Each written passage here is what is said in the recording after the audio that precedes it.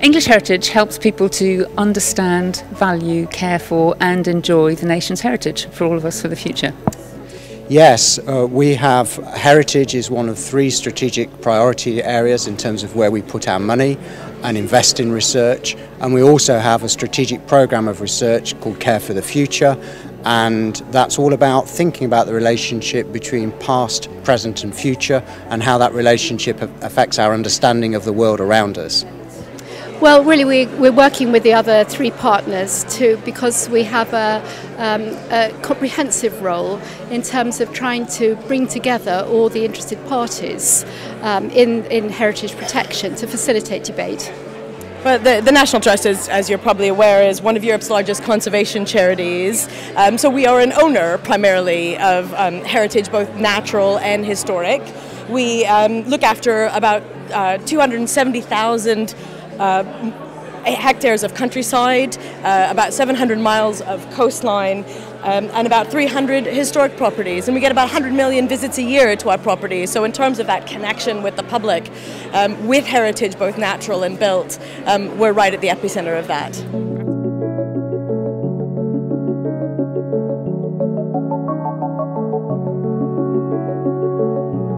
Well, English Heritage has the most fantastic and fascinating experts. It's just full of fabulous people who've got amazing stories to tell about our country's heritage. But also the way that we kind of use that, we interpret that through a very sort of pragmatic approach to really make sure that our heritage is preserved for the future, mostly by being kept in use, by making it possible for people to invest in it. So it's got to have an economic, sustainable use. Well, the conference that we have over the last 2 days is about the 1913 Heritage Act. That was the first major piece of government legislation and major government intervention in heritage. So what we're doing is thinking about the past, learning lessons from the past, taking the perspectives of the past and the value of historical knowledge in order to address the challenges of the future. I think that one of the things that's come out of today is the plurality of interests there are in the heritage now. I mean, so much has happened in the last 100 years. And I think, you know, we have an important role in, we have a lot of different interests represented within the fellowship, and to bring all those people together and really make the best of the critical mass of interests and skills we have to really debate the future, how the future of the heritage should be managed. Well, again, I mean, it's for us, it's really based in our ownership. I think the National Trust is at its strongest at a really practical level. We look after the stuff in real time and in real places, and that helps us a great deal as well with our experts and others to help shape the type of legislative framework that's required to help us and to help others, even smaller scale owners, look after the properties in their care.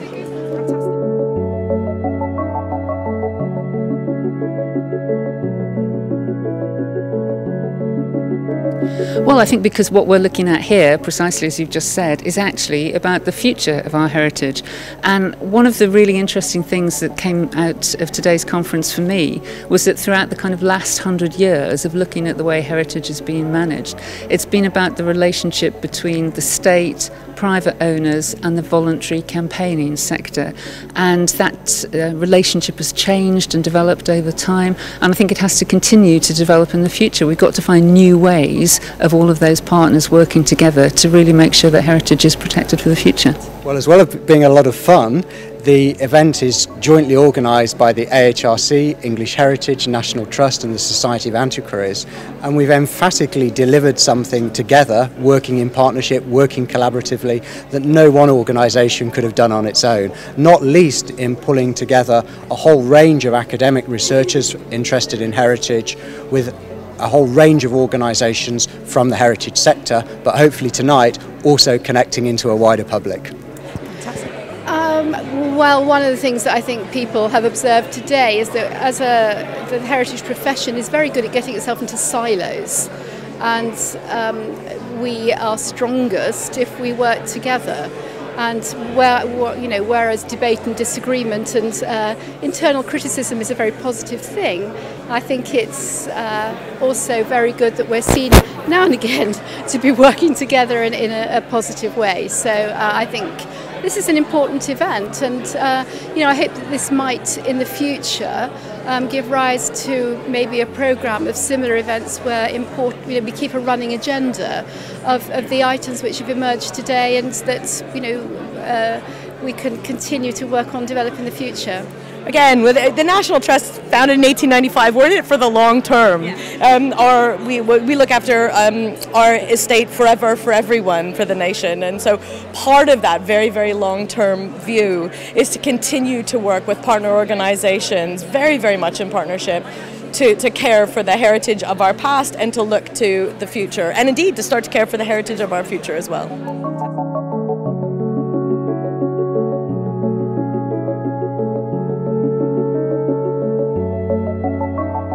Welcome to this debate on the future of our heritage.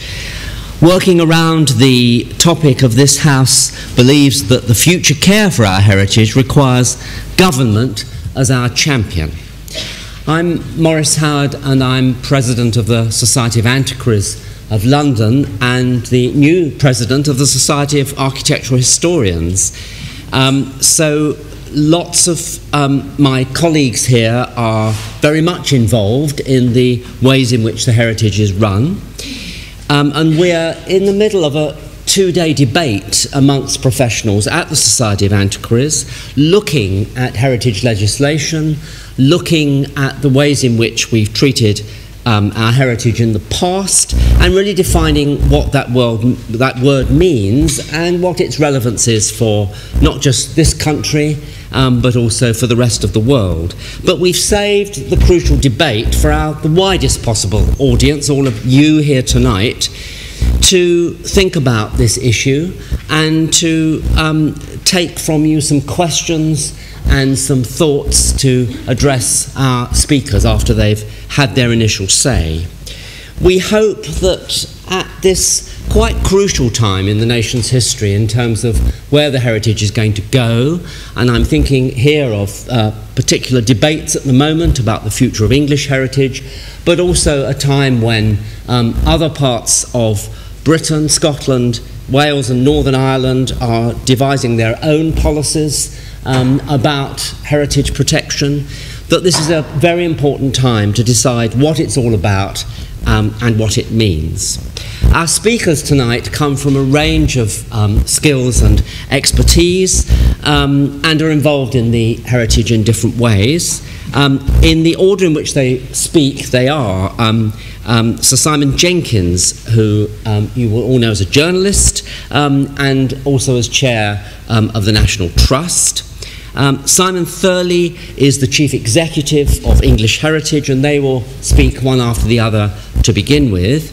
In the succeeding section, we have Stephen Bayley, author and cultural critic, and I very much think of Stephen very much as a design historian who has taught us a lot about history of design, and Robert Hewison, the cultural historian whose books and works for television have, I think, created much stir of debate over many years in the culture and heritage sector.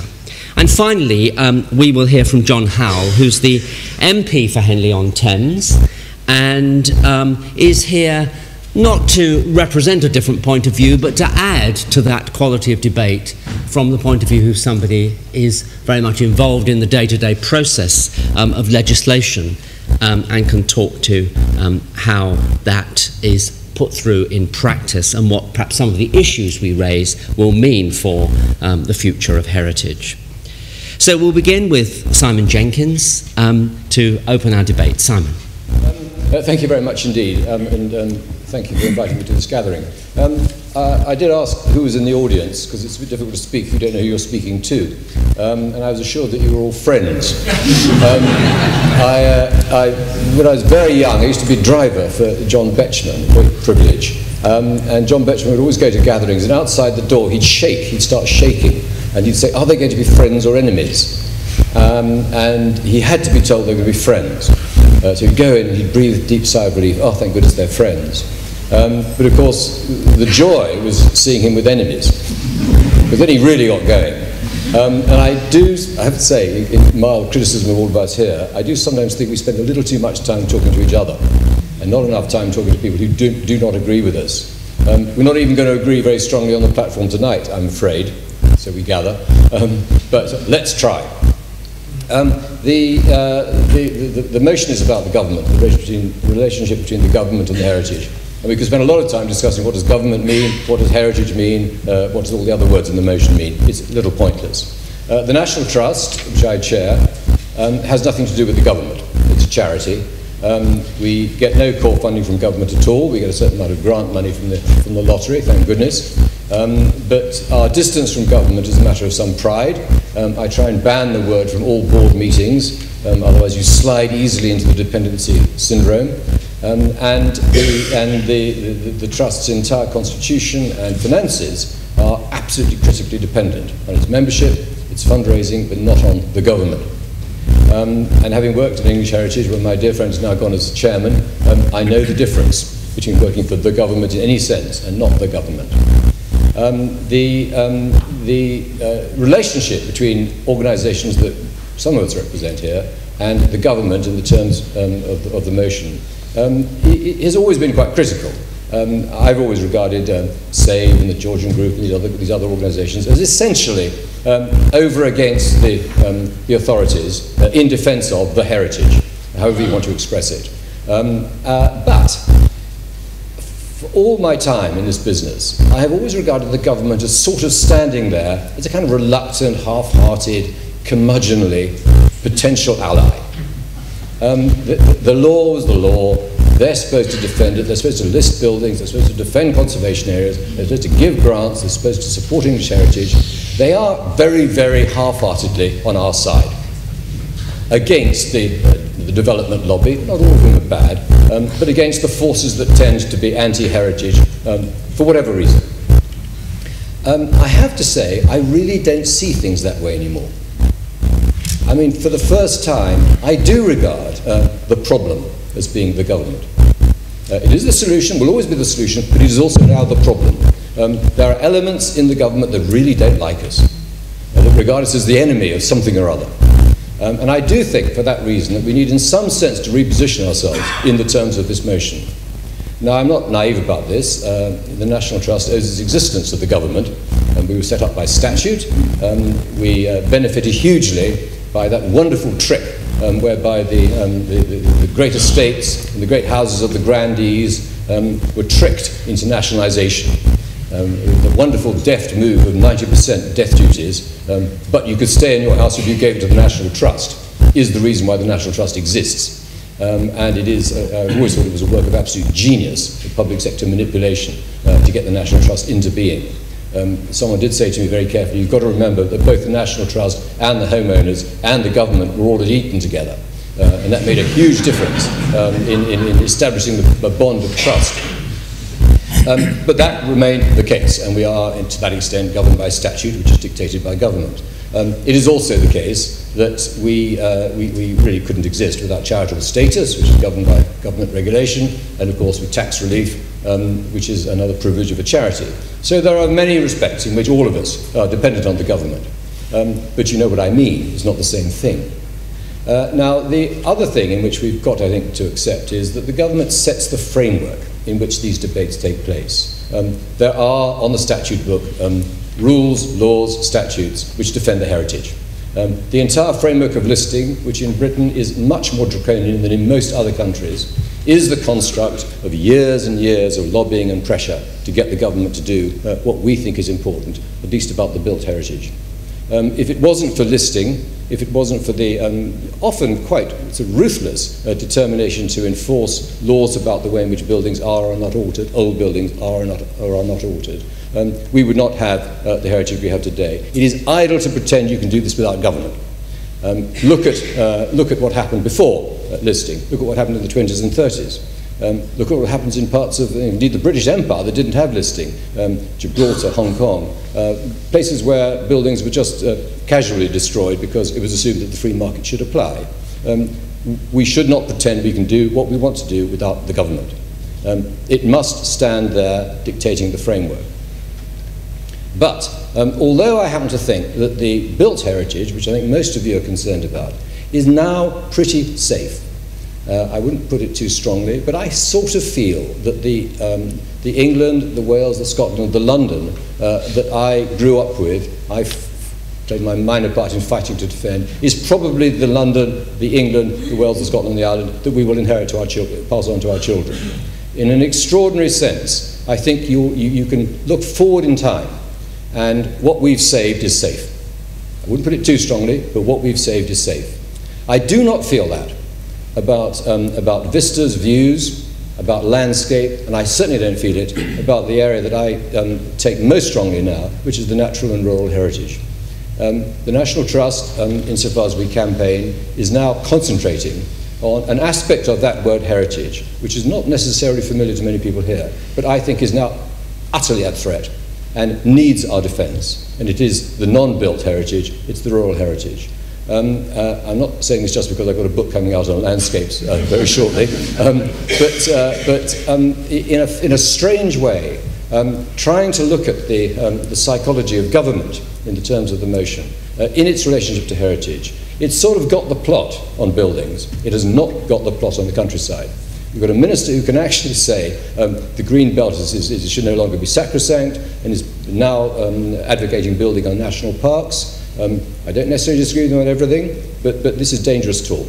And it has to be confronted head on, because it is very, very easy for the salami tactics that operated on the built heritage before the war now to operate on the natural heritage. In this respect, the government is not our ally, it's the enemy. We've got to fight them. Thank you.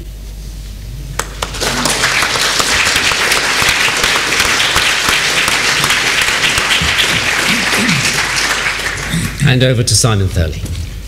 Well, like the other Simon, I'm not going to spend the time arguing about what heritage is and what the government is and what protection is. I'm going to start off by doing something that one's always taught never ever to do, which is biting the hand that feeds you.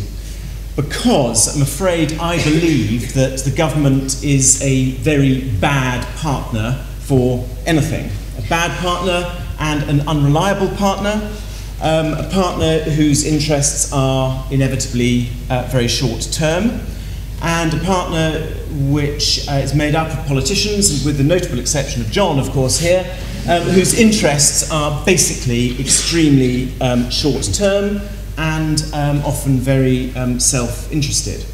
And if you want to see what the effects of a country where the state takes the role of heritage champion is, you only have to spend, as I did, a few weeks in Italy and go and look at some sites, and you'll realise the utterly deadening, destructive hand of the Beni Culturali on the heritage of Italy. Or you need to go to France and visit a few parish churches and see what the French municipalities do to them. In fact, you can't visit the churches because they're always locked.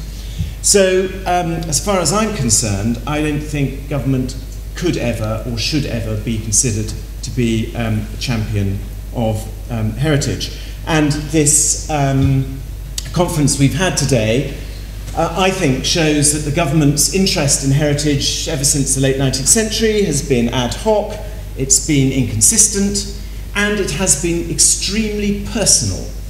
Every single time the government has tried to pass some measure, some legislation, it has been entirely due to the personal enthusiasms of an individual politician. Starting off with John Lubbock, going right the way through Duncan Sands and up to my own painful and long experience with the Abortive Heritage Protection Bill. The only reason that bill ever staggered to the point where it was actually ready to go was because of the individual and personal enthusiasm of ministers. There was no general enthusiasm across government for heritage legislation. There never is, and there never actually has been. So what do I think the state should do? Because I don't think it's good enough just to say, well, I don't think it's anything to do with the government, because I think there are three things that are very important.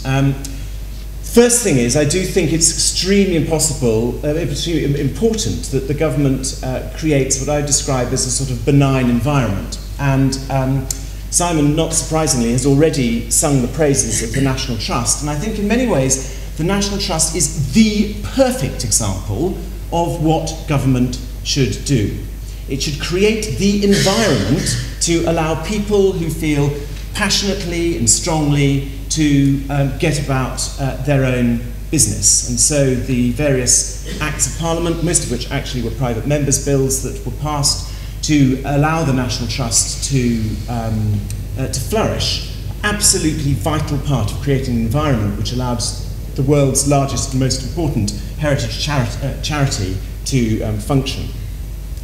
The second thing I think that the government needs to do is provide a safety net, a heritage safety net, a sort of social security for the nation's heritage. This means money. It doesn't matter who gives the money away, it doesn't matter whether it's the Lottery Fund, English Heritage, or somebody else. The only caveat I would put on it is that it mustn't be given away by politicians.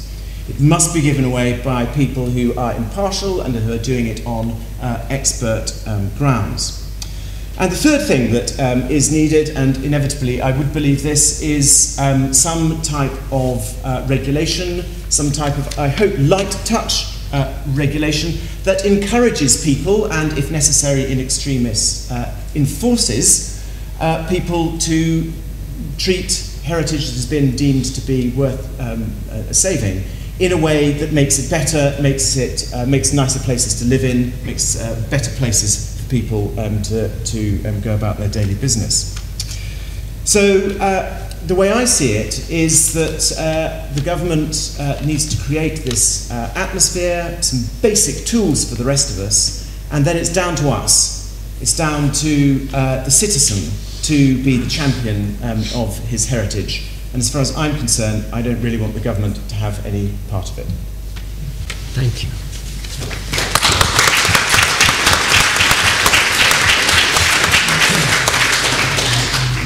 What we're going to do before we have general debate a little later on is pause with every couple of speakers for some points of clarification from the audience.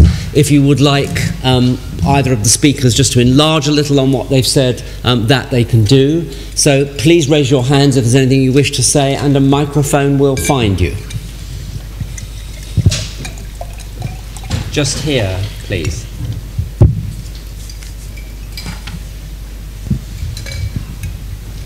Thank you. Robert Franklin, chair of the RIBA Conservation Group. I do wonder if Simon Jenkins' happiness with the future of listed buildings is entirely well-founded. We, working on the coalface, if you like, of protection of historic buildings, perceive 2 years of relentless stripping away of legislative support, financial support, local authority planning support in that 40% or more now of LPA conservation officer posts have gone. If we're not going to have that support from government, where will it come from? I totally accept what you say. I'm aware of the threats that do exist at the moment. I was speaking in what might be called the most general possible terms. I therefore withdraw everything I said on the subject and agree with you completely. I mean, I still think what I said in general was true, but I'm acutely aware of what you say, and I know what's happening at the coalface. You're absolutely right. And we must remain vigilant. I do repeat, compared to what's happening in the countryside, however, it is not nearly as serious. But it will take money, and that's not going to come from government. Well, that's true. Any more observations or questions for our first two speakers? Okay, then we'll move on, and there will be other things I'm sure that you want to raise from your own perspectives, and that the debate hopefully will grow as we hear some more. And we move on to, we'll go along this bench here as we're gradually knocking them down one by one, ending with our MP.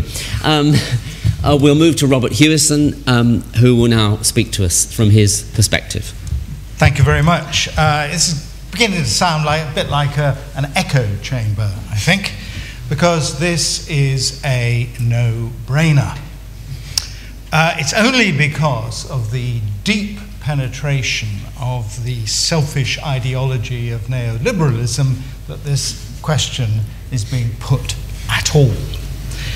However you wish to define our heritage, and that is a question worth debating, whether you see it as the material evidence of the past in the form of the historic environment, or as less tangible forms of memory, of language, custom, culture, the heritage is something that we have all inherited. It is a collective memory, and it gives us a sense of ourselves. That does not mean that it is completely homogeneous. It is, or that is to say, it should be, a dynamic process of interaction between the past and present, between different interpretations of the past and different understandings of the present. But it is a collective creation in which we all play a part and on which we all have something to say. Heritage, as an object or idea, helps to shape that collective space that is the public realm. When we talk about heritage in danger, what we mean is the public realm is in danger. And the heritage is in danger. It was absolutely shocking to read in Simon's book that one of the first thoughts of Prime Minister Cameron was whether English heritage's properties could be given away, sold, or dismembered in some way. That's a very odd kind of conservatism. Ironically, it was Mrs. Thatcher's privatising instincts that led to the creation of English heritage, one of the factors in the emergence of that commodified form of the past known as the heritage industry. But even Mrs. Thatcher didn't try to sell the post office. Neither are we. It is not just heritage that is in danger. The same neoliberal instinct that puts a price on everything but knows the value of nothing threatens to shrink and degrade many aspects of the public realm, from the National Health Service, to the law, to the environment, to the universities and public education. But then, who is the guarantor of the public realm? Certainly not private enterprise, nor the corporations that understand shareholder value wouldn't understand public value if it hit them on the nose. The guarantor of the public realm is government, by which I mean all governments, not just the greedy and ignorant administration that we have at the moment. Government guarantees the public realm by upholding and, if necessary, making the law. Simon Jenkins has made this point. English Heritage and the National Trust, one a public, the other a private organisation, both depend upon specific forms of legislation. It is the duty of the government to protect the public realm and act for the public good, over against the selfish impulses of private individuals and international corporations. The 1913 Ancient Monuments Act is a case in point. It asserted that there was a public interest in the preservation of material objects that overrode the rights of their owners to destroy them. Now, of course, government does not have to occupy the public space that is the public realm. It has to guarantee its boundaries and ensure that there is fair play between the private and corporate interests that interact within that space. On occasion, as in the case of the Ancient Monuments Act, it has to intervene on behalf of the public good. It can ensure that private organisations that have the public interest in mind can oppose those that only have private profits in mind. If necessary, it can help them with public money. A champion, a public champion, carries a sword and a shield. And it's up to government to wield the sword of cultural commitment and carry the shield of heritage protection.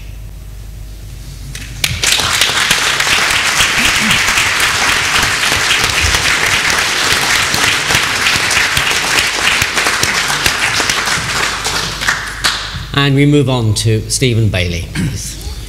Well, thank you very much. There's a terrible danger, I think, of some sort of terrible outbreak of narcoleptic agreement here, so I'll do what I can to say something ever so slightly different. I'm both slightly worried about government and the sort of very idea of heritage. I mean, don't misunderstand. I think any culture which doesn't care about buildings will care about very little.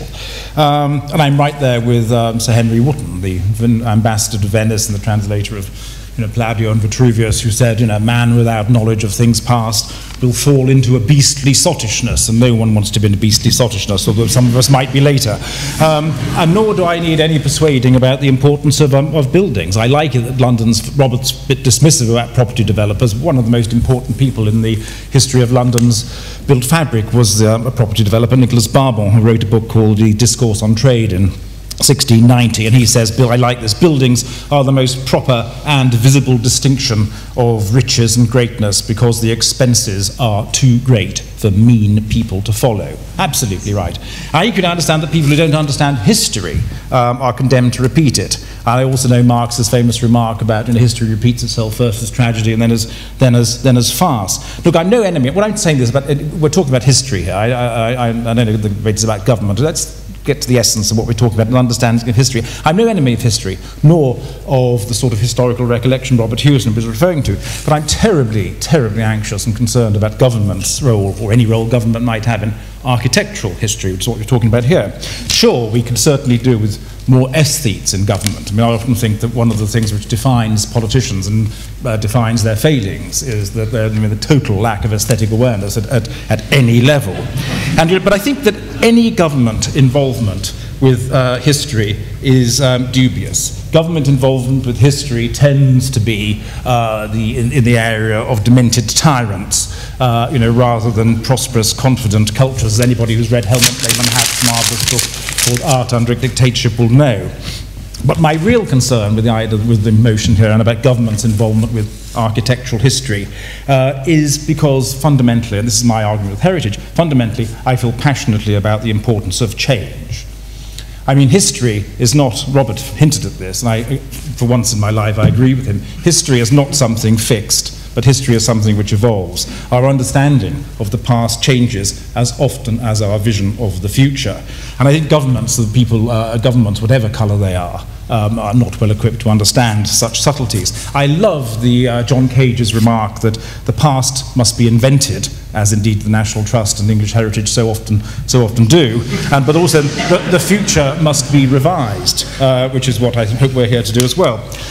I also believe that all conservation movements and architectural historical movements do tend to retard taste, and ones with government involvement tend to retard taste even more so.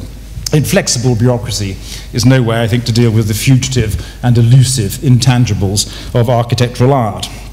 I also believe that buildings and cities are alive, evolving, they should change. Stuart Brand, for my money, the best living architectural writer, said something wonderful. He said, you don't finish a building, you start it. And I think the same applies to cities.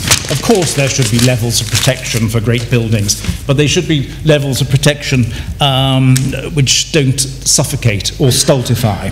The danger, I think, of being too aware, or of governments being too aware of architectural history, is that, my understanding of, if you do that, it tends to fantasy at one end and fossilization at the other, and no one wants to be involved in fantasy or fossils, or at least I don't. Certainly governments should. What do I mean by fantasy?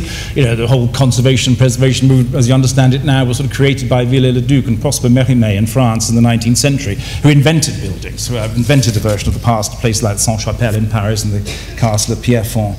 Fossilization, well, I think fossilization, and this is a view I'm afraid, much as I respect a great deal of English heritage's work, this very often, I think too often, and Simon Thurley knows I often say this, too often the view of English heritage, and indeed the National Trust and other conservation movements, is that a building exists in a single perfect state, which existed at an isolated historical moment in the past, and it must be frozen in that state. I don't agree with that. I prefer to think of cities and buildings as dynamic living things, of layers and textures. I like contrasts. I like cities to have a bit of fear and a bit of challenge. I mean, that's why London is the most interesting city in the world. It's full of fear and challenges.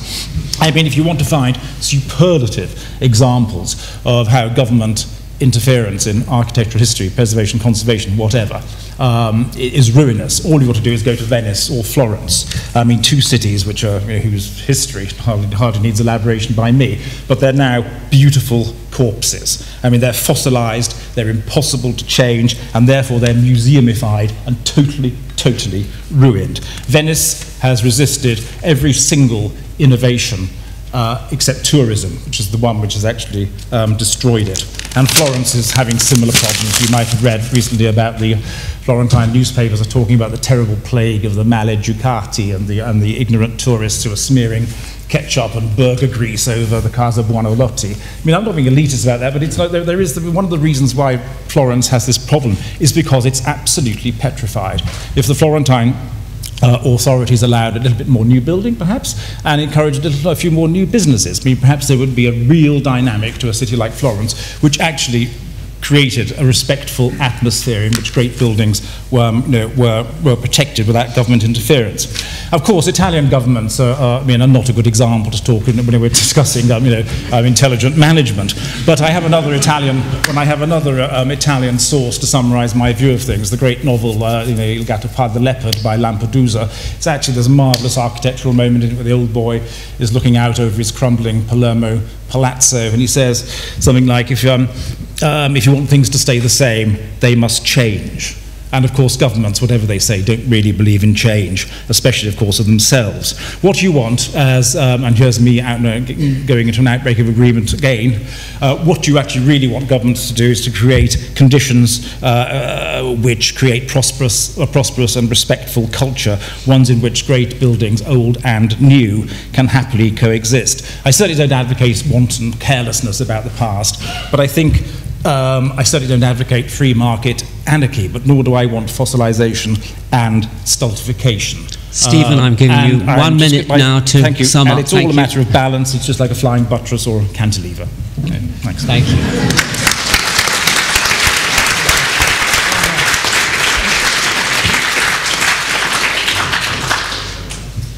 I detected there quite strongly what seemed to be, at one level, some consensus, but also very, very different ways of going about it, and different causes being championed there about the way we've treated the past, between buildings and the natural world, between protecting things and between letting them grow and evolve, whether they're buildings or the natural environment. So we've much to discuss there about the state of things. Are there particular questions, comments you wish to make to those two speakers we've just heard, please? I've got one. Have you? Good.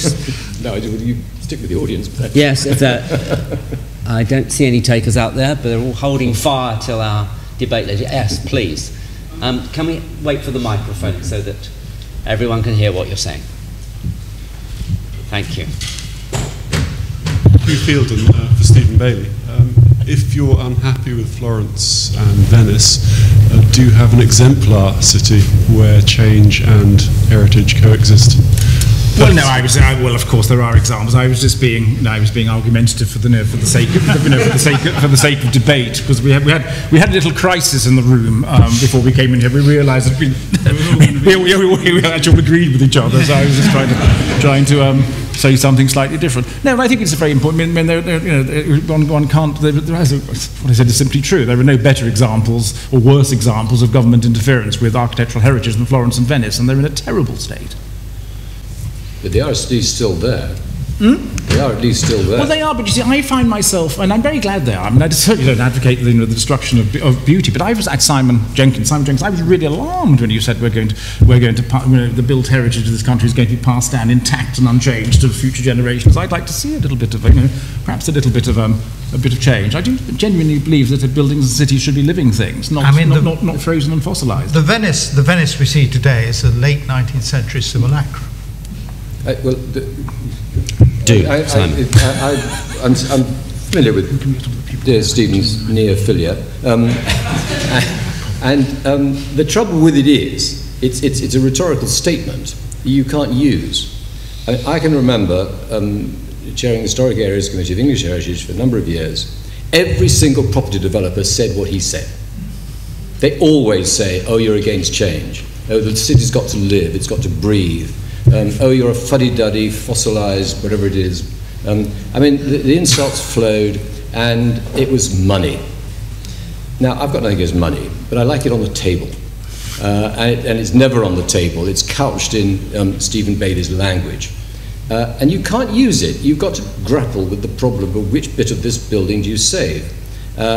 The advocates of the Barbican, of Paternoster Square after the war, smash it all down, clear it all away, let's start the great new Jerusalem here in London. And it's been a disaster in both cases. We had to rebuild both of them.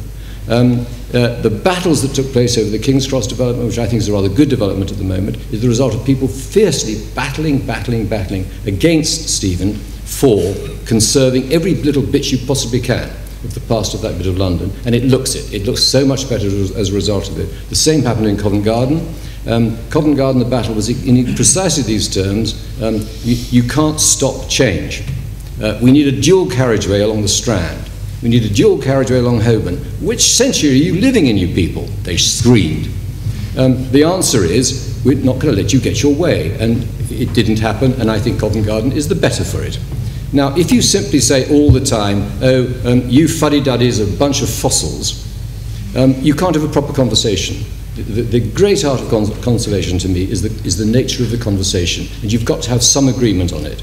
You can't just insult people for being old-fashioned. I wasn't, if that was directed at me, as I suspect it might have been, I wasn't accusing you of being fossil. I mean, my observation of conservation is that, you have fantasy at one end and fossilization at the other. And what I was arguing, if you're just listening to me slightly more closely instead of returning my insults, I said I think there's a middle, there's a middle ground. I think, as I said, my closing remarks, I think what you need is balance. But my observation of what the heritage bodies do is they tend, I think, to stultify. I mean, if you want to be specific about Covent Garden, Covent Garden, I think, is well, I don't know any Londoner who goes there. Covent Garden's like Venice. I mean, it's Disney. It's just not a real place. I mean, if that's what conservation brings, I don't think it's a good. I don't think it's I'm absolutely against it. Well, we have a disagreement. Questioner there, please. Just the lady here at the end of the... Thank you very much.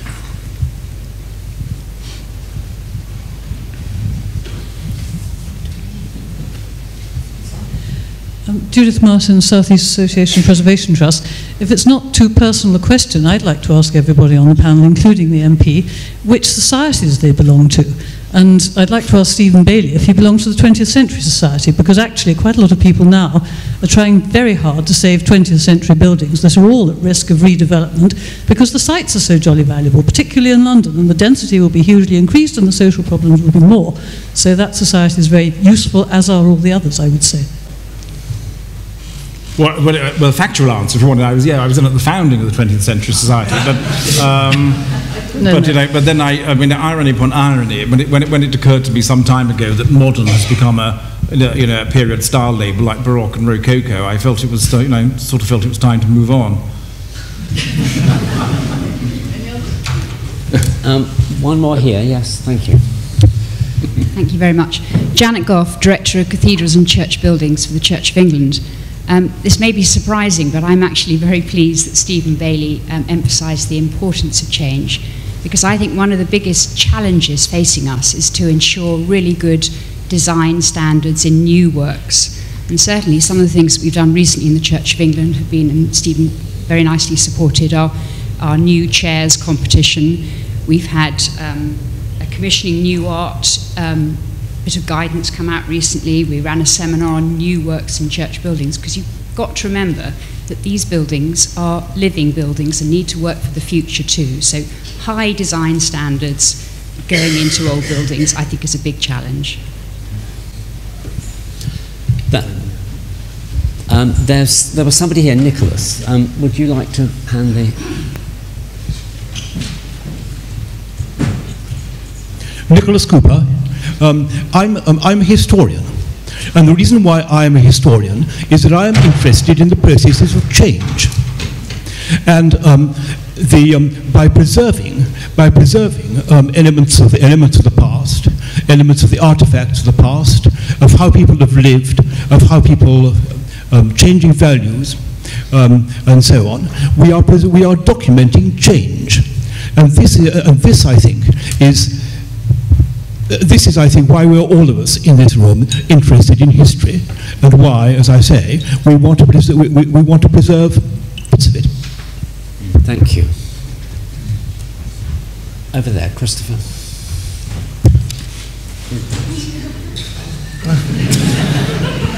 The point that I wanted to make was that a large number of us in this room grew up in the 60s and 70s.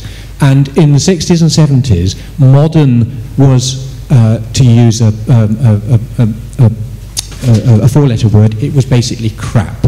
We went to crap schools, the housing was crap.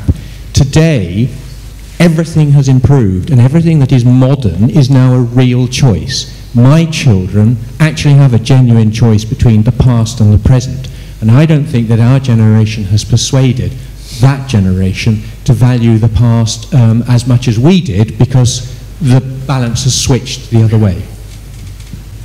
I think it's an interesting point. Were there supposed to be generations of architecture which was genuinely rotten, and we adopt a different sort of cultural focus to them when we're discussing their conservation. I mean, I co-founded the 20th Century Society, and now I find myself thinking, you know, they're trying to save John Maiden's library in Birmingham. This is crazy. Or the Tricorn. Why is it crazy? I mean, well, you see, crazy by whose standards? By yours or by these are precisely my points. You need a language in which you can conduct the conversation. On the subject of change, there is absolutely no danger of anywhere in England becoming fossilized and frozen. The pressure for change is so great, it's so intense, it doesn't need any more allies from this platform. What needs allies is, as Nicholas so rightly said, it's the awareness of the passage of time which is enshrined in buildings. And we're probably the last people that can respect that. So, I mean, let's hear it for conservation occasionally. I mean, I just don't, Maurice, I don't think the debate should go down a rabbit hole about change or heritage, because, I mean, I recognise so many people in this room, and I know that everyone here who is working in heritage believes that change has got to happen, and as Nicholas says, we celebrate it, and it's part of the history. I mean, I think the interesting thing, setting aside for a moment 20th century buildings, which is an interesting point. I mean, I actually think before you recanted, Simon, on your first point when you stood up, you are broadly speaking right, that there is a sort of consensus about what needs to be saved, what needs to be listed, and there are rogue, terrible things that happen which you and I and others get absolutely furious about. But I think a lot of the battles, which were stimulated by what Chris Catling described as the sort of horrors of the 70s, have actually been won. The big battle, actually, is, as you say, about not individual buildings, about the gaps between the buildings, and about design, and about how you put new things next to old things. And the arguments that certainly I've had with some of our commissioners, and we had Piers Goff on commission for a while, and it was an extremely entertaining and quite vexatious experience, but we would have this argument, and he'd say, well, obviously, whatever an architect builds, wherever they build it, as long as he's a good architect, it's right and it's fine. And I would say to him, well, that's not true. What if you build a tower on the transept of St. Paul's Cathedral? He said, oh, well, that obviously wouldn't be right. And I said, well, what about if you build it 5 foot away? He said, well, no, that would totally destroy it. And I said, well, what about 100 feet away? And then at that point, the sort of argument dissolved, because there was no, you know, I mean, how do you judge that? And I think that is actually where the issues are. It's not about change or no change. It's about when you make change, how do you make change, and how do you make sure that new things that are inserted into an old world are appropriately designed. And I'm sure Stephen, of all people, would argue for good design in old places. Well, I think. Sorry, I'm not just attacking you. Just No. It's a very confrontational suit which I wore for these purposes. I just think I agree for once. I've said I'm terribly sorry about agreeing with everybody. Simon Jenkins is absolutely right. I'm appalled at the poverty of the debate about buildings. And it's something to do with the limitations of vocabulary in discussing them. I mean, the point I always just like to make is that, back to what Simon Thurley just said, I mean, the debate shouldn't be about old and new, or whatever. It should just be about good and bad. And what we desperately need is try and establish a reasonably sensible popular vocabulary where this debate can be articulated, I feel. Do you think, Simon, that the collective architects of the great cathedrals actually had this debate? I mean, they were constantly putting new things in, weren't they? Well, the architects of Westminster Abbey started to design, continued exactly that same design for 300 years. And they were very, very aware that what they were doing was completing something, although the styles have changed radically from when it was first built. They continue to build in the same style, so you have a homogeneous building. And I think people always from the past thought carefully about, as they do now, think carefully about how what they are building fits in with what's there. I mean, anti-contextual building of the 1970s was people thinking very carefully about how their buildings were going to be anti-contextual. And the restorations of the 19th century, these two were homogeneous, these are completely uncontroversial. No, I'm not saying they were uncontroversial, but I think you shouldn't patronise the past, and I don't think you should look at something I'm not patronising the past. I'm not saying you I'm saying one shouldn't patronise the past. When one looks at one of the 19th century restoring architects, you have to look at what they thought about themselves and what they said about themselves. They felt they were doing something that was right and proper. We might not like it now. But now we think it's wrong, don't we? You might. I think we're at the point there where we've hit upon something very interesting, which is about not just the meaning of the look of buildings and the style choices we might make, and we've already raised Stephen Bayley has raised the idea we should be judging whether they're good or bad, but something about Westminster Abbey and 300 years of building there is, of course, that there was something essentially functional about that building, which was continuous. And all art historians, all architectural historians are anxious always to stress those needs of function. One of the things that we've been had the opportunity to do maybe, and perhaps the 60s and 70s were a rather indifferent time to this, was that we were putting up buildings which maybe had short lives, or maybe we weren't actually sure what functions they were going to fulfill, because we were building new cities, we were building rather transitory buildings for leisure activities or whatever, which might not survive. So I think part of that debate about continuity is about the functions and the purposes for which things were put up in the first place, which have changed with time and evolved. I think this is the point to invite John Howell to say a few words, please.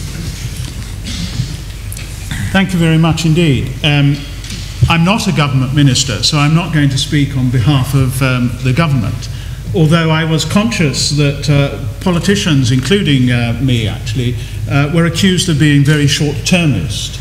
I happen to be an archaeologist, and therefore I probably have a longer perspective than anyone else in this room, and I think we should bear that in mind. I hear the word fossil? I'm certainly one of those. I'm certainly one of those that, and by the way, we're not selling the post office, we're selling Royal Mail. Of course. The post office is separate. I'm certainly one of those that believe that the historic environment is central to the way we see ourselves and our identity as individuals, as communities, and indeed as a nation.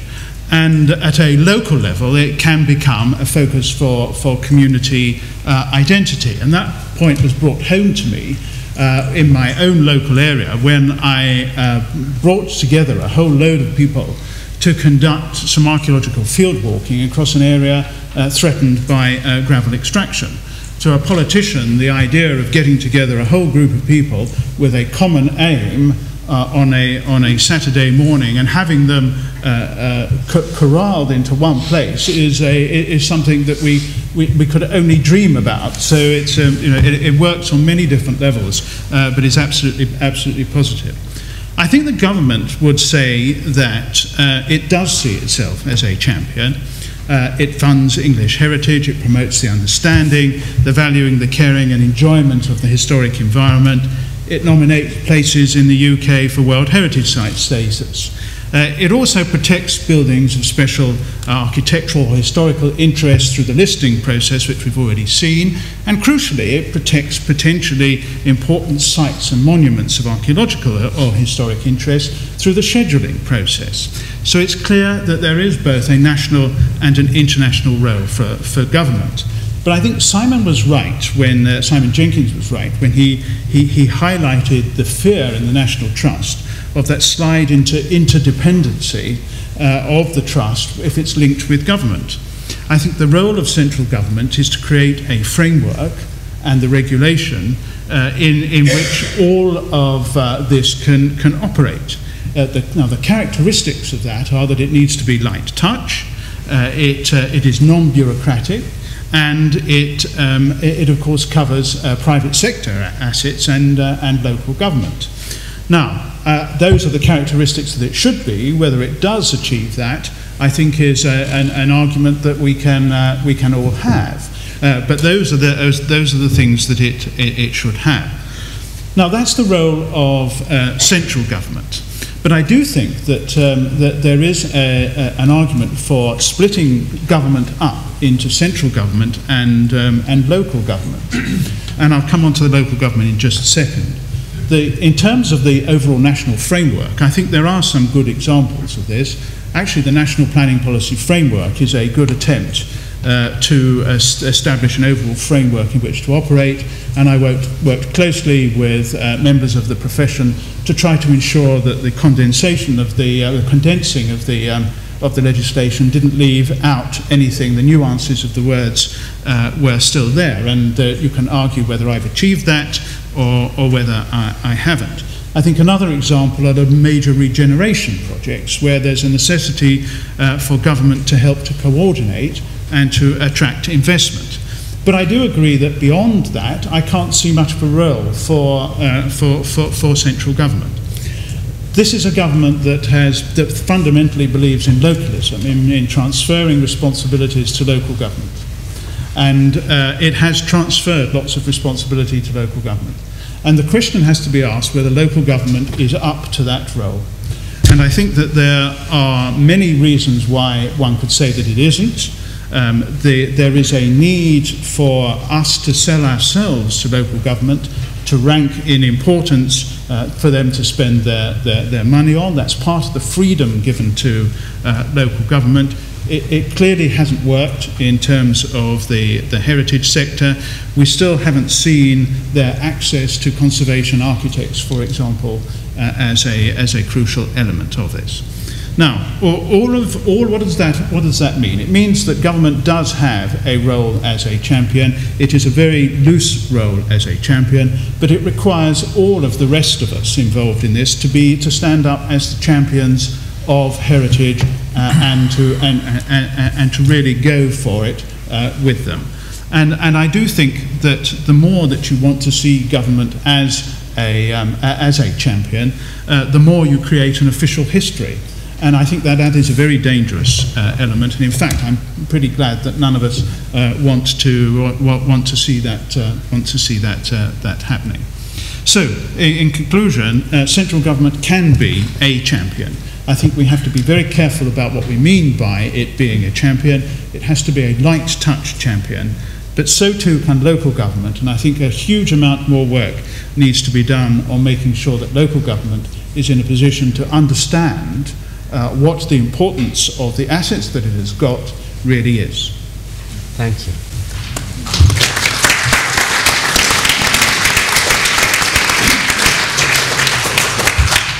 We're at the point in the evening where I want to open the debate to the floor, and you may have immediate reactions to John Howell's remarks there, or those remarks in the light of what the other speakers have said, but also thinking back to the beginning when Simon Jenkins made the remarks about buildings and the natural environment. Those are just two fundamental points of reference within the heritage that we share in our different ways and coming from our very, very different backgrounds. There may be other areas that you wish to open up and get the debate going, because we're here to see whether that very multifaceted idea of heritage is something that we can protect some parts of, or some parts less so, in the way we take things forward. So please, more questions for our speakers, but also introducing other things that concern you about the definitions of the heritage that we have. So questions please, and I'll start with Matthew there. Matthew Slocum, Society for the Protection of Ancient Buildings. Does the panel feel that it would be beneficial to have a government department with heritage in its title, or would that be mere window dressing? I can't see that it would make any difference whatsoever. It actually doesn't really matter where responsibility for heritage lies. What matters is how seriously it's taken. Yes, please.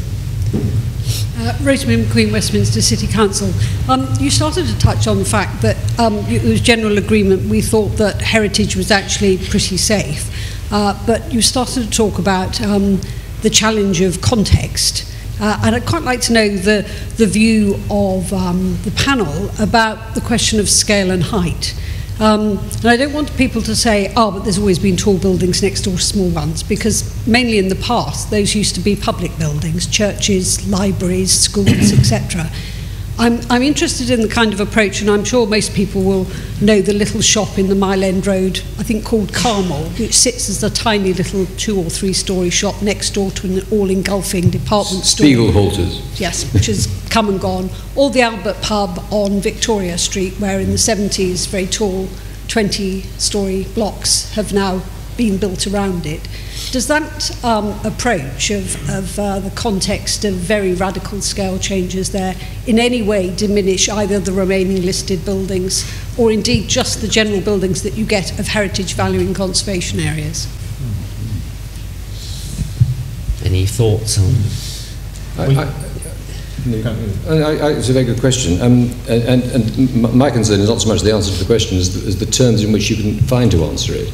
If we dare we mention the Shard. I always have a lot of fun with the Shard, very similar to Simon's question about what would you build it over the nave of St Paul's. Most people who love the Shard where it is, because it's in a nice distant poor part of London. They would not like it, no, in Chelsea or Belgravia or in Hyde Park or wherever. So you then discuss, right, well, how far east do you want it to go? And the answer is you can stop where someone's really poor. Now, that's like cheap shot, but I mean, it is actually the way in which these arguments are conducted. I was involved in a very good argument the other day about why was I in favour of saving the Ribblehead Viaduct, but against a row of wind turbines on the adjacent hill. The answer is, I had an answer. I mean, the Ribblehead Viaduct to me emerged from the stones of the Dale. It fitted into the contour, it respected the contour. There was a certain element of history to it, but it was in itself a part of the visual character of Ribblehead. The turbines were far more prominent, they're much bigger, they're made of metal, they're intrusive, the eye is drawn to them all the time, but the person who was arguing with me simply said the whole time, oh, you're just in favour of something that's old, not something that's new. And I realised that we hadn't got a conversation going. We do not have a language in which to answer your question. It is extremely difficult. In London now, if, like me, I'm genuinely worried by the location of very tall buildings, to have a conversation with someone who just likes tall buildings. We can't talk about it. Now that to me is the danger. It's the real danger about the heritage at the moment, is that we used to have a conversational language in common, we haven't got it anymore. And the reason, just if it helps, the reason for that is if you are arguing about whether to demolish a Georgian terrace or not. You're arguing about fabric. You're arguing about something that's tangible. You either have it or you don't have it. The thing that we don't have is a language to describe is what harm is being done to your viaduct by those wind turbines. And that's really, I think, in my experience, where the difficulties lie at the moment. I mean, there's some black and white things, some things that are clearly unacceptable, most people agree, some things that are extremely good. It's the grey scale in the middle where the difficulty lies, and the conservation movement has not found a language in which to judge it. And it comes back down to, is it a good design, is it a bad design? And most of us actually, are not capable of arguing that against people like Steve. Well, thank you for that, but I don't think that's true, but thank you for saying it. You see, I think what Simon Jenkins said before, for every argument in favour of, context and a viaduct being made out of the stone and this touching, sentimental thing about, about locality, genius locali, which I quite like all that too. For every argument like that, it's very easy to find a counter-argument to say that some of the greatest buildings on earth do not respect their environment. There are no rules here. I mean, I think the wind turbine debate might be a little bit of a diversion here. But what's the difference between a wind turbine and one of John Constable's windmills? Why are they, which we all adore now? Why are they different? About 100 times bigger.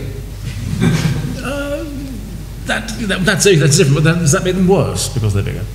Big is bad, is it? You're talking to me, I know this is rather reductivist vocabulary now, but just their mere size makes them bad. Well, it seems the same argument as you have standing on Waterloo Bridge at the moment. I mean, half the people who stand on Waterloo Bridge look towards the city, and they find it very exciting that these tall buildings shooting up on all sides, including some sort of tipping over, and they just find that thrilling. They think, oh, I'm a part of modern London, this is the future.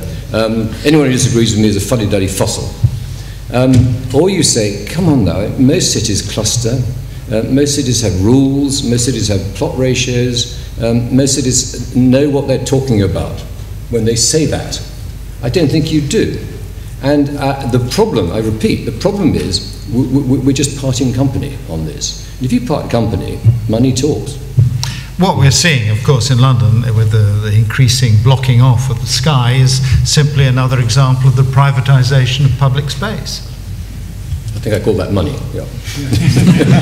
That's John. On the question of wind turbines, the government's attitude seems to be to encourage local residents to take the initiative and decide on this. And my great fear on it is that they don't have the language to be able to have that discussion. And it falls down into a yes or no, an either and an or, rather than having a process by which people can discuss it. So I agree with Simon Jenkins that it is that lack of conversation that is crucially important. Some questions from the floor, please. Yes, the man at the back. Sorry, Tim. Yes. Tim Shadler-Hall, Institute of Archaeology. Can I make a comment as well as ask a question? The comment would be to John Howell, because it's interesting. We've heard some condemnation of government, or possibly Parliament already.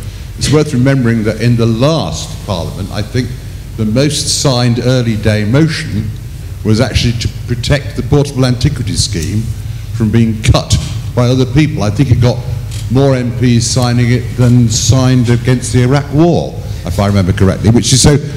Can I make a further point about the public realm? Actually, it's important that we have a parliament. I don't really care about government, but the parliament is there to make laws and hopefully get them through. And if we could persuade more MPs to accept the importance, they would put pressure on the government, whoever it was. And I think that's important. The second is a question for John Howell as well. I think it's great that, that you're taking what I would call archaeology, because I have a lot of problems with what the word heritage means, or it seems to mean anything to anybody, but for use with archaeology, if you talk about localism and the way in which the current government, if that's what it is moving towards localism, at the same time as saying it's a good thing to give it to local authorities, what's the point of doing that if you then take away all the money that local authorities have to do the job? Thank you. do you want to reflect on first, that? On your first point, I wasn't condemning Parliament on this. I quite accept that that early day motion gained a large number of signatures, and I was very pleased to see it. But what we need is a broader conversation and a broader education basis within Parliament so that these things are understood. The second point about it is I am not going to apologise for constraints on public spending. We need to have the constraints on public spending to get out of the mess that we're in, and local government has to bear its share of it. But it also has to bear its share of the cuts as part of the rebalancing of the relationship between central and local government. And it is for local government to decide its own priorities. Now that's where archaeology, the heritage industry, has been very bad at selling itself and to get itself up the pecking order. And it needs to do that more if we're going to have a proper conversation with them. Over there, please. Chris Costello from Victorian Society. One voice that's missing from this debate is the voice of the developer. There aren't any on the podium, and I doubt there are many in the audience either.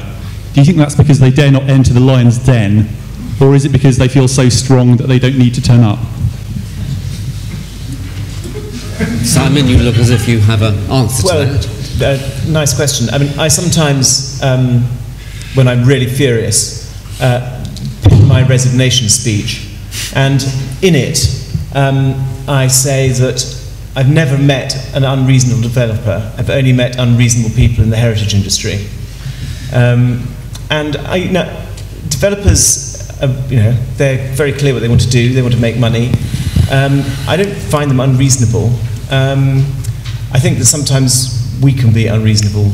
Yes, I think it's a bit lazy just to demonise developers. I mean, most of them are awful, but they're not necessarily awful. But I don't see why development. I mean, I mentioned Nicholas Barbon. If you don't know his work and books, pre-Victorian, it might be worth having a look at them. I mean, I don't think. I just we're all talking about the poverty of language here, but I think it's.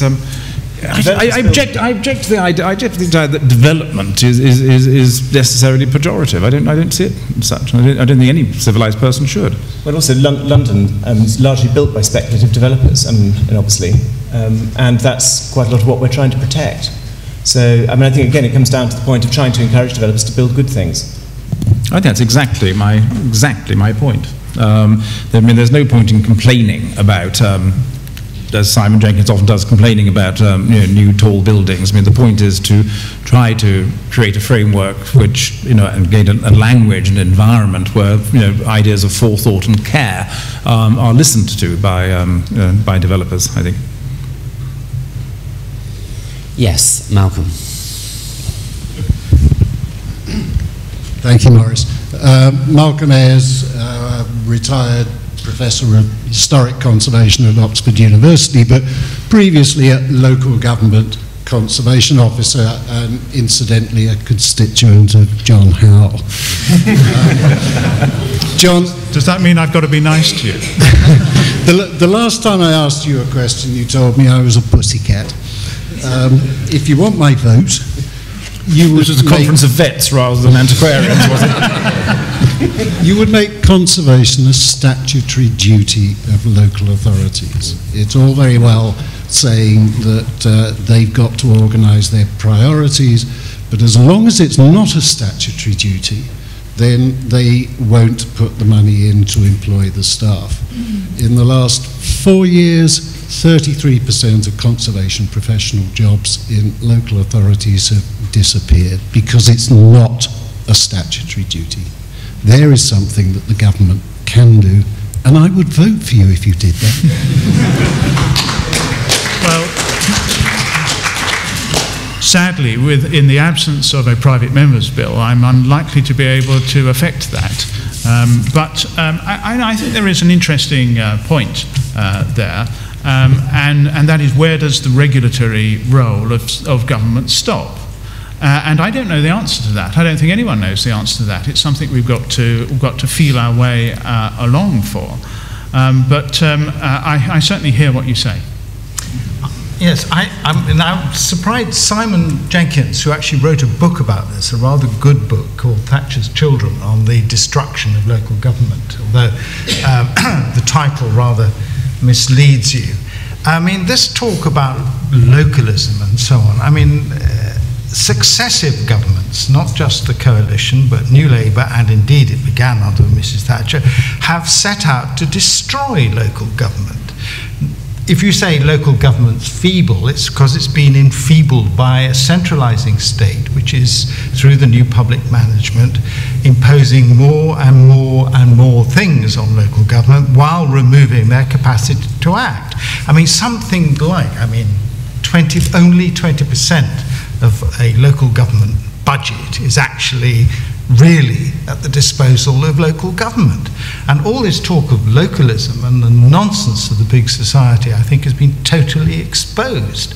This is exactly the kind of destruction of the public realm, which begins at the local level, that governments have proceeded upon.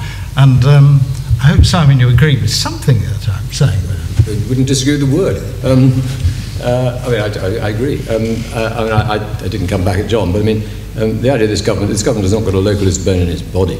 The idea that local authorities have somehow been liberated by having their budgets capped time and time again, by having imposed on them a planning regime which requires savage central targets for housing development and a presumption in favour of so-called sustainable development in the absence of a plan, is not a localist government. It is a centralist government, and it is not interested. Bribing people to take wind turbines, bribing people to take housing estates of 300 units, this is not localism at all. But I'm so familiar with this. I have to say, I'm still impressed by local authorities that, despite all this, do show some concern for the overall balanced pattern of development in their area. And there is no alternative to it. There is no alternative to planning. The non-planning does not achieve the things that we want to achieve. You can go to China or somewhere else and find non-planning, and you can exalt in that if you think it's exhilarating and new, but the things that we like require planning, and the planning needs to be coherent. It needs to be staffed, it needs to be based on the conversation we were talking about before. And we can be rhetorical and fancy and all that, but there's no substitute for good local planning.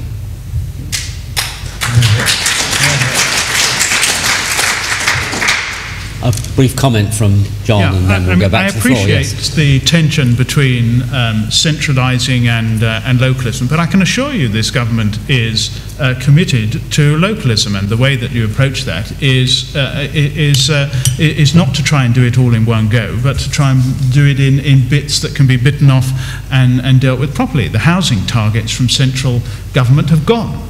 Those have completely gone. What is left is a duty on local authorities to come up with the numbers that will provide for their local needs. It's called a housing target. It's not a government housing target. It is a local government housing target. And that is an important distinction to make, because it takes away the centralising influence of the state from this argument. And that's why it's so important to make sure that the conversation is had with local government, that it understands what it's got and what it has to do, and that it has the resources to do it. Another question, please. The gentleman there, and then a question at the back. So my name's Alan Wilson, and I want to speak not from various hats, but as a resident of a London borough, and to make a comment about local government, and I think a serious one. We're all concerned with the planning responsibilities and conservation responsibilities of local government, particularly in a time of cuts. Many local authorities have actually turned into property developers, and there's actually a serious conflict of interest here, which I think is simply not being dealt with. Thank you. And the question from the back, please. I've got a question that's actually come in from Twitter, so I will apologise to, I think it's Rishit, who is from the University of Kingston. He's got a two-part question. So the first part is, to all of the panellists, what is the UK doing to safeguard its intangible heritage? And the continuation of that is, why has the UK not ratified the UN Convention for the Safeguarding of the Intangible Cultural Heritage, 2003? Well, we move on from buildings and tall buildings and local planning issues to something very important, I think, is what I was hinting at in inviting questions, is that idea of those things that are not just about the real and the touchable, but also the things in our heritage that could so easily disappear because they're rooted in other things, language, transient things in our culture. Would any of the panelists like to perhaps reflect on the connections between that and the things they deal with? I'd love to know what is the intangible. Is it an intangible English heritage, or is that? Well, you wouldn't know it if you bumped into it. You're right there. I mean, I think it goes back to what I assume is what Robert was talking about, which is the sense of the passage of time enshrined in the physical environment. I mean, I'm assuming that's what the question means. It's culture, it's custom, it's Maurice memory. dancing. Morris dancing, list Morris dancing. That's far too tangible. You can hear it. Yes. Can't touch it. Actually, I think it is a serious question, but the trouble is, as has been amply demonstrated by our politician, we don't have the language to talk about it. We're slightly flummoxed to say, how do we deal with intangible heritage? I'm not familiar with the particular United Nations resolution, so I can't really comment on it. But I certainly think, and actually I think the Heritage Lottery Fund is to be congratulated on this, in the way that over the years it has moved away from being a sort of patrician protector of the grand heritage into moving into things like local customs, into the preservation of language, into the preservations of customs. And certainly intangible heritage is just as important as the material heritage, except I wouldn't call it heritage. I don't doubt that intangible culture is immensely important, but I think my view would be that any intangible culture, or indeed any culture which needs to be officially protected, is probably a rather weak specimen. Yes. Another question here, please.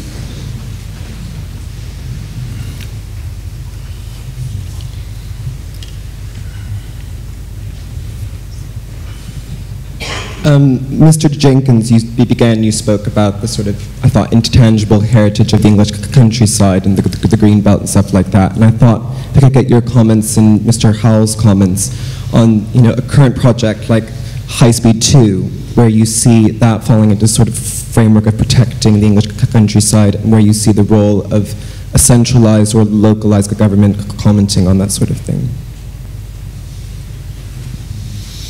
Why don't you defend it before I attack it? Well, I am going to defend it. I think High Speed 2 is exactly what the country needs, and I think that the government is moving very well to protect it as it goes through the Chilterns. I think that's the end of the story, actually. It's over to you to attack it. It's the worst grand project I've ever come across in British life. I mean, with the possible exception of the second aircraft carrier. It's just terrible. I mean, I was on the railways board back in the 80s. I mean, this wretched thing was hanging around because some developer had got it. And to build a railway which doesn't go to New Street, doesn't go to Heathrow, doesn't go to St Pancras, it doesn't tie into Crossrail, it simply makes its way at vast expense across the virgin countryside, is a totally pointless project. Even if you want a high-speed railway, don't build that one. But leave that to one side. What's been interesting in the battle over HS2, which I've been involved in, is again this problem of language. Dieter Helm's doing a committee in which he's trying to assess the value of the intangible.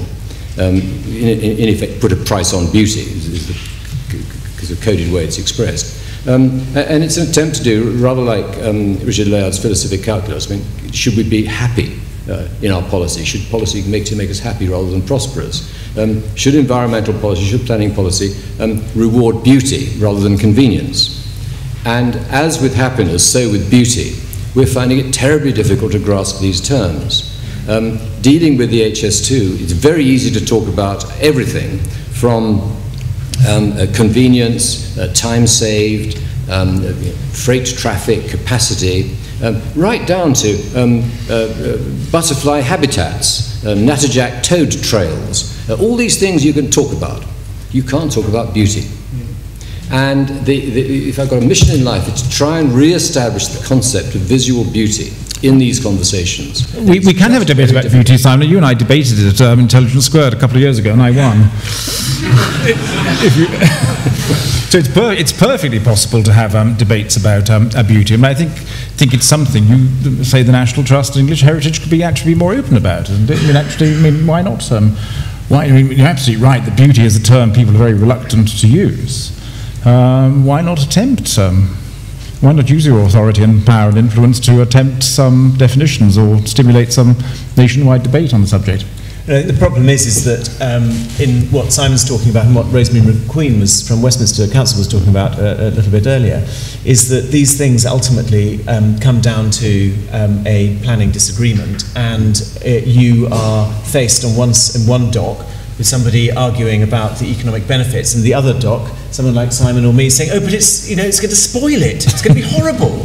And you somehow have to create some more empirical way of judging the effect that these developments, I'm not particularly talking about HS2, but the ones we've been talking about earlier, yes, that they're going to have on the things that we value and care about. Well, those of us, I'm the only representative here of the crass world of commerce, we sort of believe ugliness sells badly, which is one of the best arguments for a version of beauty. I can remember mildly relevant anecdote when I was at English Heritage. Every single planning appeal that came up to the Historic Buildings Committee or the Historic Areas Committee, it was always some crass property development somewhere, and it had come through on appeal to the committee. Everybody thinks committees take terrible decisions. Stevens said, "Why can't you just leave the great artist to change?" And these projects would come up to the committee, and we'd argue and argue and argue over them. And at the end of it, they'd be changed. And at the end of the day, the architects would always come up to us and say, "I'm so glad you made me do it better." And it wasn't that we'd made some crushing rejoinder. It was that the process of discussing the beauty of the project, or the value of the project, or the heritage context, whatever it might be, the process of discussing it made it better.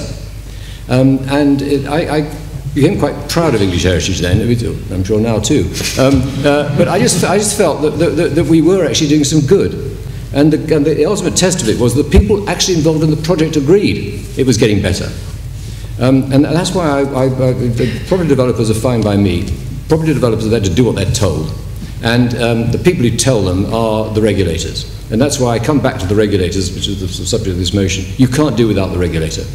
But they've got to have the language, the arguments, the debates. One more question, I think, because we do need to bring the debate to a conclusion. The lady there. Yes, there was a hand up. Thank you. Susan Denyer from Icamos. If you look back over the last 20 years or so, I think it's probably fair to say that the nature conservation establishment has been rather more successful at raising the profile about nature and heritage than has the cultural heritage establishment. I mean, there's nothing in the Millennium Goals about cultural heritage. And we sometimes find it easier to stop projects by looking at the impact on birds than we do about looking at the impact on cultural heritage. I just really wanted to raise the question, why is this? Why has the cultural heritage establishment found it so difficult, certainly to define beauty, as has been said, but also perhaps to put a clearer value on cultural heritage at the local, national and international level? Perhaps one answer is because they are an establishment. They represent a certain class interest. The environmentalists, you're quite right, have been far more successful in motivating public opinion because perhaps they managed to make their appeal broader. The heritage in the past, I'm not saying this is true now, has actually been an aristocratic pursuit. And whereas I argue that actually heritage belongs to all of us and is created by all of us, I think the image of the heritage industry, true or false, but the image that it projects, the Simons, are from a certain class interest, and the hegemony of heritage actually works against it. I'm going to call on our speakers now for just 1 minute of concluding remarks, which may include some of the things that you've raised tonight, or their reflections on things they said earlier or things they've heard from other speakers, before we bring this debate to a close. And I'll start with Simon Jenkins.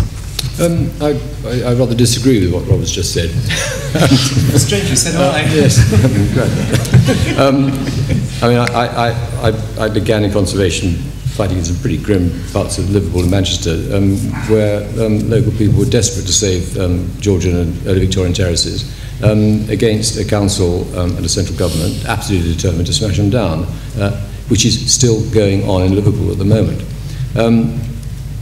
Nothing is more arrogant and aristocratic and elitist than the attitude of central government towards working class parts of Britain, and nothing has changed in that respect. I don't think it's very helpful to express this in class terms, but that's the truth of the matter. I just make one point about this interesting question about the relationship between the built and the natural environment. I used to think it was all to do because Country File was a kind of sexy program, and the building detectives really weren't. And there's something in it. The television is hugely important. I mean, it was Mortimer Wheeler that made archaeology, and it went from being the whatever it was 200th most popular profession to being the top most popular profession among school leavers because of a television series. Whether that's true, I don't know, but certainly I think probably it's just naturally the case that there's something to do with birds and bees and butterflies and pandas and nightingales that does appeal to very large numbers of people in a way in which the Georgian terrace just doesn't. I do know that people are like cities in which Georgian terraces have been retained. If you want a prosperous provincial town, go to one that's been saved. If you want a poor one, go to one that's been wrecked. I almost rest my case on that. I've got a huge respect for Westminster, which has managed to show that you can save almost an entire city in conservation terms, and it'll become the most prosperous city in Europe. It is rubbish, the idea that conservation is about standing in the way of change or prosperity or wealth. It's not worth discussing, really. But there is an interesting debate about the countryside and about nature. And I'm afraid I do still think that although that we can actually more or less establish what are the parameters of urban conservation and architectural conservation and listed buildings, even if we don't always win, in rural Britain it's just very difficult. And although it is sexy and attractive and popular on television, this is where the threat now is. And I just plead with people, even those of you who regard buildings as the be-all and end-all of your activity, spare a thought for the fate of the English countryside at the moment. Simon, Thurley.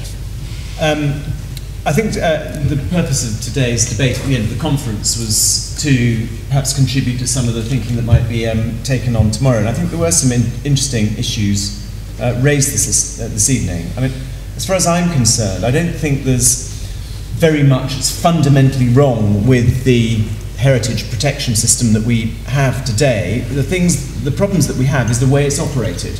And there's a lot of consensus along here, and not surprisingly consensus in the room, because quite a lot of what we have to deal with is black and white, and that's all very well. But the problem lies, as I said earlier, in the grey areas. And the grey areas are the difficult areas. The grey areas are the countryside. And the fundamental issue is that we need to move from this sort of 19th century terms of engagement that we have in arguing about heritage to find a new language and a new way of arguing for what is important, those intangible things that we find so difficult to describe, but we urgently need to describe if we are going to win the battles of the future. Okay. Robert? Well, yes, I mean, I agree with Simon, and this is something I really have learnt from this debate, is that we do have a real problem of language. And I think one of the problems of that language is actually the word heritage, which, for one reason or another, has lost its valency. I mean, I think we should actually go back to talking about history, because history still manages, in spite of Michael Gove, history still manages to contain conflicts and contradictions, whereas the tendency in the past, though I'm glad to say not on this panel, of heritage is always to try to reconcile everything to everything, so that the Industrial Revolution is somehow pacified and becomes something that you can see on a Batsford book. And of course, the trouble with heritage, even more than history, is that it's left to be protected by the victors. And Stephen. Okay, just to return very, very briefly to the motion, I'm personally against anything which multiplies government, multiplies government, whether it's heritage or anything else. But really, my point is, magnificent old-fashioned bit of modernist rhetoric. I'm terribly depressed and dismayed by counsels of despair, which I think too often I hear,